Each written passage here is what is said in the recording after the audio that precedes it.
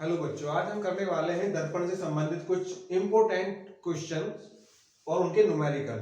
यहाँ से बोर्ड में 3 नंबर का एक क्वेश्चन फंसता ही फंसता है। आज हम इन क्वेश्चन को बहुत ही आसान तरीके से करना सीखेंगे। तो इसके लिए हमारे पास कुछ फॉर्मूले दिए गए हैं। पहले हम फॉर्मूलों को समझते हैं। हमारे पास है गोलीय दर्पण का सूत्र। क्या होता है? 1/f equals to 1/v plus 1/u। कभी कभी प्लस माइनस में थोड़ा सा कंफ्यूजन हो जाता है, तो इसकी भी एक ट्रिक है। ट्रिक क्या है याद करने की कि दर्पण में प आता है तो फॉर्मूले में प्लस आएगा। दर्पण में प आता है प से प्लस, तो फॉर्मूले में प्लस आएगा, ये कंफर्म है। अब f की वैल्यू पॉजिटिव लेंगे कब? जब दर्पण उत्तल होगा। f की वैल्यू नेगेटिव कब ली जाएगी? जब दर्पण अवतल होगा। अब u दर्पण u क्या है? u है दर्पण से वस्तु की दूरी। वस्तु कितनी दूरी पर रखी है वो u से दिखाएंगे। u हमेशा माइनस में लेना है। फिर v क्या है? v दर्पण से प्रतिबिंब की दूरी है, यानी कि उसकी जो इमेज है वो कितनी दूरी पर बनेगी। v की दो तरीके से वैल्यू आ सकती है, माइनस भी आ सकती है, प्लस भी आ सकती है। अगर v की वैल्यू माइनस में आती है तो प्रतिबिंब जो होगा वो वास्तविक व उल्टा बनेगा। और कहां बनेगा? दर्पण के सामने। मैक्सिमम केस में जो इमेज बनती है अवतल दर्पण से वो हमेशा सामने ही बनती है और वास्तविक और उल्टी बनती है। एक केस ऐसा होता है जिसमें v की वैल्यू प्लस आ जाती है और जो इमेज है वो आभासी सीधा बनती है और दर्पण के पीछे बनती है। फिर आवर्धन निकालने का फॉर्मूला है m equals to h dash upon h या minus v upon u। v और u के बारे में मैं आपको बता चुका हूं। h डैश क्या होता है? h डैश होता है प्रतिबिंब की ऊंचाई और h क्या होता है? वस्तु की ऊंचाई। अब इसके द्वारा हम एक न्यूमेरिकल समझते हैं। न्यूमेरिकल बड़े ही आसान होते हैं इसके। सबसे पहले हमें दिया गया है 3 सेंटीमीटर ऊंचे बिंब को। बिंब का मतलब यहाँ पे वस्तु है, तो जो बिंब की ऊंचाई है यानी वस्तु की जो ऊंचाई है वो कितनी दी गई है? 3 सेंटीमीटर। तो मैं यहाँ पे लिख सकता हूँ h इक्वल्स टू 3 सेंटीमीटर। फिर आगे बोला है कि बिंब को यानी वस्तु को 18 सेंटीमीटर फोकस दूरी के एक अवतल दर्पण के सामने 18 सेंटीमीटर क्या है? फोकस दूरी, यानी f की वैल्यू है 18 सेंटीमीटर। अब ये प्लस की होगी या माइनस, ये डिपेंड करता है दर्पण कैसा है। क्योंकि दर्पण अवतल है तो ये वैल्यू माइनस की आएगी। मैंने बताया था ना आपको कि f की वैल्यू माइनस आएगी जब दर्पण अवतल होगा। तो दर्पण के सामने 9 सेंटीमीटर की दूरी पर रखा गया है। किसको? वस्तु को। तो वस्तु को रखा गया है 9 सेंटीमीटर दूरी पर, यानी ये u की वैल्यू है 9 सेंटीमीटर। और मैंने आपको बताया था u ऑलवेज नेगेटिव, u हमेशा माइनस का रहेगा, तो u की वैल्यू हमेशा माइनस में लेनी है। फिर आपको बताना है कि प्रतिबिंब की स्थिति क्या होगी। स्थिति मतलब कि वो प्रतिबिंब कितनी दूरी पे बनेगा और सामने बनेगा कि पीछे बनेगा। फिर प्रकृति, प्रकृति मतलब कि वास्तविक उल्टा होगा या आभासी सीधा होगा। फिर क्या बताना है? आकार, आकार मतलब कि प्रतिबिंब कितना बड़ा बनेगा। ठीक है, तो सॉल्व करने के लिए हमें v की वैल्यू चाहिए होती है। इसमें दर्पण का फॉर्मूला लगाएंगे 1/f equals to 1/v plus 1/u। Value रखते हैं। f की वैल्यू कितनी है? -18 है। v प्लस u की वैल्यू कितनी दी है? -9। क्योंकि हमें पता है कि प्लस माइनस क्या होता है? माइनस, तो मैं यहां पे माइनस लिख देता हूं। प्लस माइनस माइनस होता है। ये माइनस की वैल्यू जब इधर आएगी तो ये -1/18 और ये क्या हो जाएगा? प्लस का 1/9। इधर क्या बचा? 1/v। जब एलसीएम लेंगे तो 18 इसका एलसीएम आएगा। इधर -1 है, इसको 18 बनाने के लिए 2 से मल्टीप्लाई करनी पड़ेगी, तो कितना हो जाएगा? +2। तो कितना आया? +1 इसको पहले मैं 1/v लिख लेता हूं। तो ये वैल्यू कितनी आई आपकी? 1/18 is equal to 1/v। v की मल्टीप्लाई इधर हो जाएगी, 18 की इधर क्रॉस मल्टीप्लाई हो जाएगी। तो v इक्वल टू कितना आया? 18 सेंटीमीटर। अब चूंकि v प्लस है कि माइनस है? v प्लस का है, नहीं होता तो प्लस होता है ना। कुछ नहीं है तो क्या है? प्लस है। तो फिर हमें क्या बतानी है? इसकी स्थिति बतानी है। स्थिति क्या होगी? कहां बनेगा दर्पण? तो प्रतिबिंब कहां बनेगा? प्लस का मतलब क्या है? आभासी सीधा बनेगा, दर्पण के पीछे बनेगा। कितने पीछे बनेगा? 18 सेंटीमीटर। तो लिखेंगे प्रतिबिंब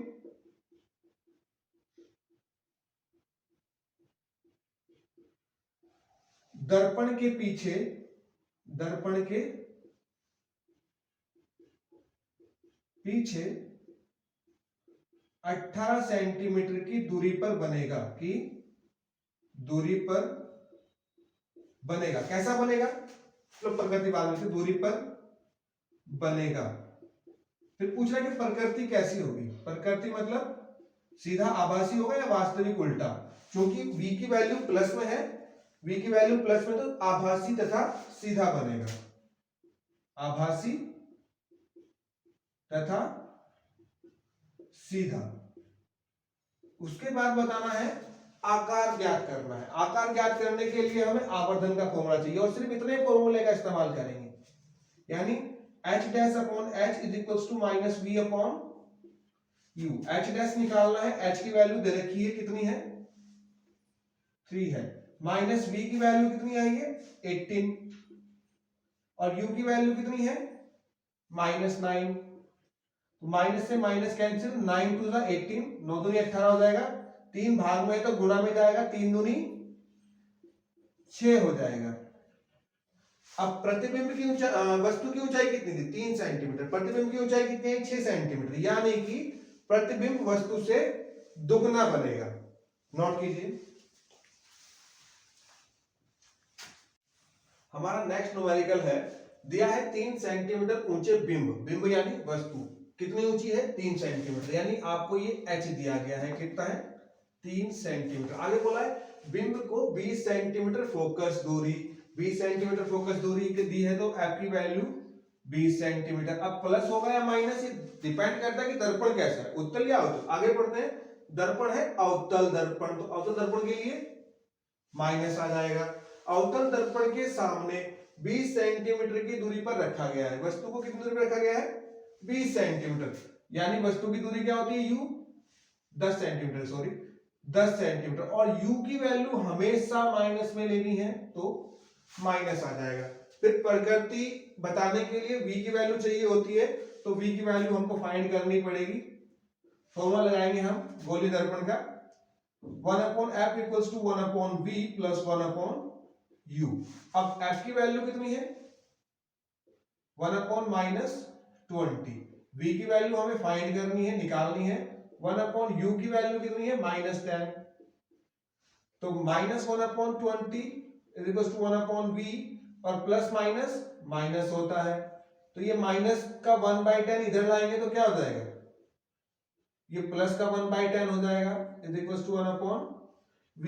अब दोनों का एलसीएम क्या आ रहा है 20, तो -1 इसको 20 बनाने के लिए 2 से मल्टीप्लाई करना पड़ेगा, तो कितना आ जाएगा ऊपर +2 इज इक्वल टू 1/v। कितना बचा +1/20 is equal to 1/v। v की मल्टीप्लाई हो जाएगी 20 की इधर हो जाएगी, v की इधर करेंगे तो v बन जा v हो जाएगा, और 20 बन जा 20 सेंटीमीटर हो जाएगा। क्योंकि कुछ नहीं है तो इसका मतलब यहाँ पे क्या है प्लस है। तो पहले क्या बतानी है स्थिति, यानी कि कितनी दूरी पे बनेगा और कहां पर बनेगा, सामने या पीछे। अब चूंकि v की वैल्यू प्लस है तो दर्पण के पीछे बनेगा, प्रतिबिंब कहां बनेगा दर्पण के पीछे। कैसा बनेगा आभासी तथा सीधा, ये तो इसकी प्रकृति हो गई। स्थिति कहां है दर्पण के पीछे, कितनी दूरी पे 20 सेंटीमीटर। तो प्रतिबिंब दर्पण के पीछे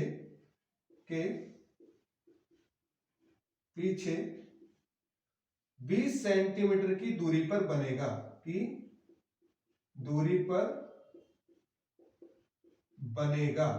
उसके बाद प्रकृति बतानी है, प्रकृति मतलब कि वास्तविक उल्टा होगा या आभासी सीधा होगा। तो चूंकि v की वैल्यू प्लस में आ रही है, v की वैल्यू प्लस की है, तो जब v की वैल्यू प्लस की आती है तो प्रतिबिंब कैसा बनता है आभासी तथा सीधा। तो यहां पे लिखेंगे प्रकृति में आभासी तथा सीधा। अब क्या बताना है आकार। आकार बताने के लिए मैंने बताया आपको कौन सा फॉर्मूला लगेगा, ये वाला, सिर्फ इतना फॉर्मूला, यानी कि h dash upon h is equals to minus v upon u। हमें वैल्यू दे रखी है, h डैश हमें निकालना है कि प्रतिबिंब का आकार कितना है। h डैश क्या होता है प्रतिबिंब का आकार, और h क्या होता है वस्तु का आकार। तो वस्तु का आकार तो दिया है 3, माइनस v की वैल्यू कितनी है, माइनस तो पहले से ही है, v की वैल्यू आ रही है हमारी 20, और u की वैल्यू कितनी है हमारी, यहां से मैंने इसको अलग है, इसके बाद ये वाला पोर्शन है, तो u की वैल्यू कितनी है -10, कैंसिल करेंगे, माइनस से माइनस गया, 10 टू जा 20 और 3 की मल्टीप्लाई 2 में हो जाएगी क्योंकि नीचे तो 1 है, 10 1 जा 10, 10 टू जा 20, तो कितना हो जाएगा 3 टू जा 6, एच का की वैल्यू 3 टू जा 6 सेंटीमीटर। फिर से वही, प्रतिबिंब की ऊंचाई 6 सेंटीमीटर, वस्तु की ऊंचाई 3 सेंटीमीटर, यानी कि प्रतिबिंब वस्तु से दुगना बन रहा है, यानी दुगनी ऊंचाई का बन रहा है। नोट कीजिए इसको। हमारा जो नेक्स्ट न्यूमेरिकल है वो 2019 का क्वेश्चन नंबर 23 है, ये बोर्ड के पेपर में आया हुआ न्यूमेरिकल है। तो इसमें क्या दिया है, 5 सेंटीमीटर लंबाई का कोई बिंब, बिंब मैंने बताया आपको वस्तु होती है, तो वस्तु की जो ऊंचाई दे रखी है, लंबाई बोल दो ऊंचाई बोल दो एक ही बात है, कितनी रखी है 5 सेंटीमीटर, यानी एच की वैल्यू आपको 5 सेंटीमीटर दी है। उसके बाद दिया है कि 30 सेंटीमीटर वक्रता त्रिज्या, वक्रता त्रिज्या को हम दिखाते हैं आर से, कितनी दे रखी है ये 30 सेंटीमीटर। अब चूंकि दर्पण कैसा है, उत्तल दर्पण है, तो वक्रता त्रिज्या प्लस में आएगी। वक्रता त्रिज्या के लिए भी वही है कि अगर अवतल है तो माइनस, उत्तल है तो प्लस आएगा। इससे हम निकालते हैं अपना एफ, एफ की वैल्यू, इसका लिए फॉर्मूला होता है F equals to R upon 2। अगर आपको वक्रता त्रिज्या दी है और आपको फोकस दूरी निकालनी है तो उसके लिए ये फॉर्मूला आप याद रखें, एफ इक्वल्स टू क्या होता है आर अपॉन 2, और आर की वैल्यू कितनी दी है 30, तो यहाँ पे 30 रखेंगे, अपॉन 2 करेंगे, काटेंगे तो कितना आएगा 15 सेंटीमीटर। मैं इसको नीचे लिख देता हूं यहाँ पे, एफ की वैल्यू 15 सेंटीमीटर। क्योंकि दर्पण कैसा है, उत्तल दर्पण है, तो ये वैल्यू प्लस की रहेगी, ये सब वैल्यू प्लस की रहेंगी। आगे क्या बोला है कि उत्तल दर्पण के सामने 20 सेंटीमीटर दूरी पर रखा गया है, कौन रखा गया है, बिंब रखा गया है, प्रतिबिंब तो नहीं आया अभी कहीं पे, बिंब रखा गया है, कितनी दूरी पे 20 सेंटीमीटर पे, यानी बिंब यानी वस्तु, वस्तु की दूरी क्या होती है दर्पण से, u, कितना है 20 सेंटीमीटर। अब प्लस है कि माइनस है, u ऑलवेज नेगेटिव, u हमेशा माइनस का आएगा। अब v निकालेंगे, फिर v के आधार पर हम बताएंगे कि इसकी प्रकृति क्या है, इसकी स्थिति क्या है और इसका आकार क्या है। फिर से वही दर्पण का फॉर्मूला लगाएंगे, 1/f equals to 1/v plus 1/u। 1/f की वैल्यू कितनी आई 15, 1/v प्लस u की वैल्यू कितनी है -20।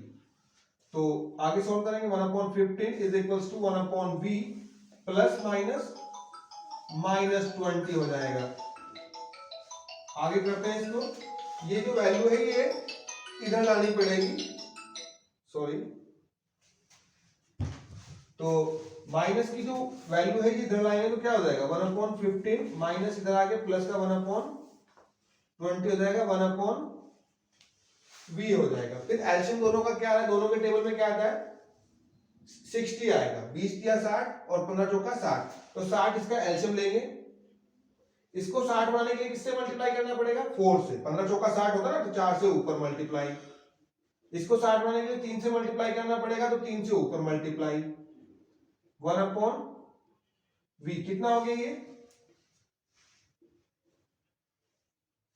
4 और 3 7/60 हो जाएगा 1/v। क्योंकि हमें तो v चाहिए तो मैं इसको उल्टा करूंगा तो ये भी उल्टा हो जाएगा, यानी कि 60/7 उल्टा हो गया ना, और ये भी क्या हो गया v/1।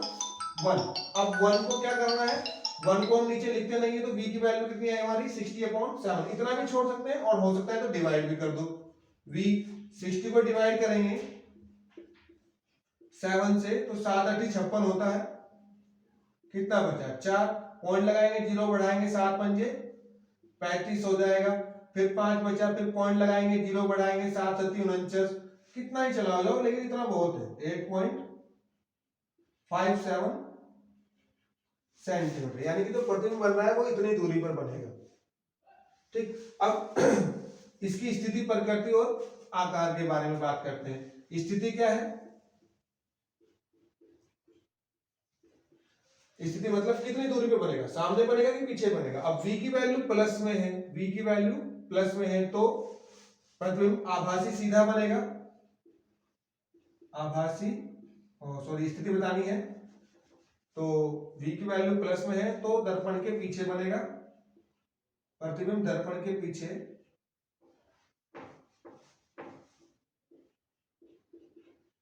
प्रतिबिंब दर्पण के पीछे 8.57 सेंटीमीटर दूरी पर बनेगा, और प्रकृति क्या होगी इसकी? आभासी तथा सीधा। कैसा बना? आभासी तथा सीधा। अब क्या ज्ञात करना है? इसका आकार ज्ञात करने के लिए सिर्फ कितने फॉर्मूले का इस्तेमाल होगा?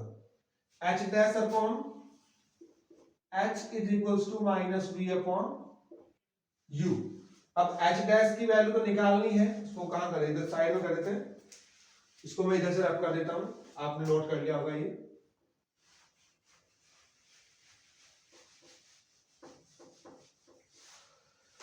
तो h डैश अपॉन h की वैल्यू कितनी है? h की वैल्यू 5 सेंटीमीटर थी, और माइनस v की वैल्यू कितनी है?